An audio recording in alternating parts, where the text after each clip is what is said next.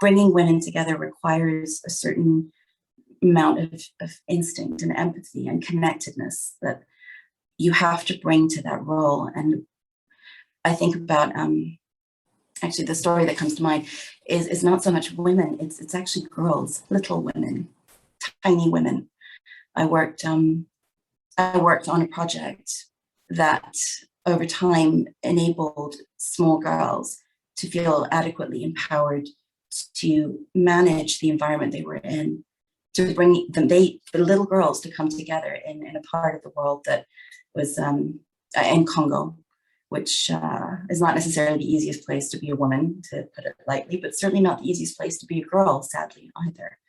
And I watched young girls come together to talk about things that troubled them in a school environment, and to manage their context in a way that really impacted the way that they were treated by their teachers and by their fellow classmates and by the boys, which is a very big deal when you're a small girl and the boys get all the resources and all the attention. I think about those little girls and I think about where they might be now. It's going on 6, 7 years maybe, and at what sort of young women they might have grown into. And I like to think that working closely with them, listening carefully to them, creating a space that they felt safe to walk into and then eventually own themselves, that might have had a meaningful impact on the sort of women they've grown to be. And hopefully they're still out there talking to each other and talking to the other women around them and bringing others together in a similar sort of way to take on not just obviously their school environment, but the more grown-up world around them. I think of that and I think about what a privilege that has been. And yeah, it's very special. We know women are on the front lines. We know how incredibly important it is that women have that voice and be part of the engagement with the world that defines their world and helps to build the world that they and their children live in and inherit and move forward in. And these women do this in sort of very much against the odds: structural misogyny, outright harassment.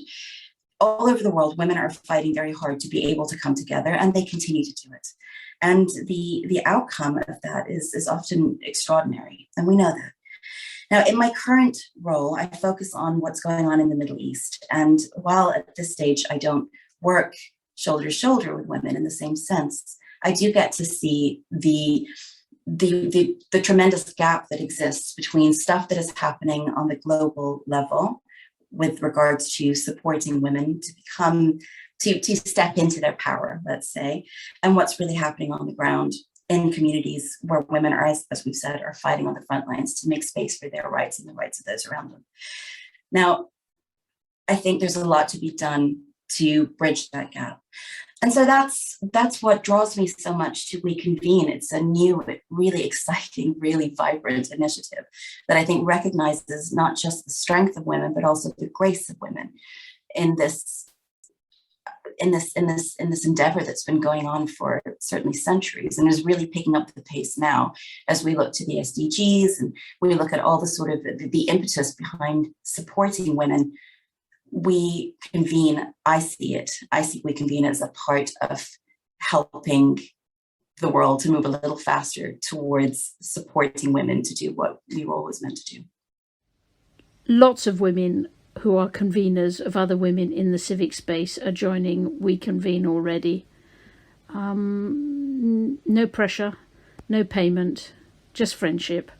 If you'd like to join us, send a message on LinkedIn to Utara or I, Julia, just telling us in under 50 words why you are a woman who convenes other women in the civic space. And if you'd rather find out more first, then join one of our sessions, which is on the third Wednesday of every month. Delighted to welcome you.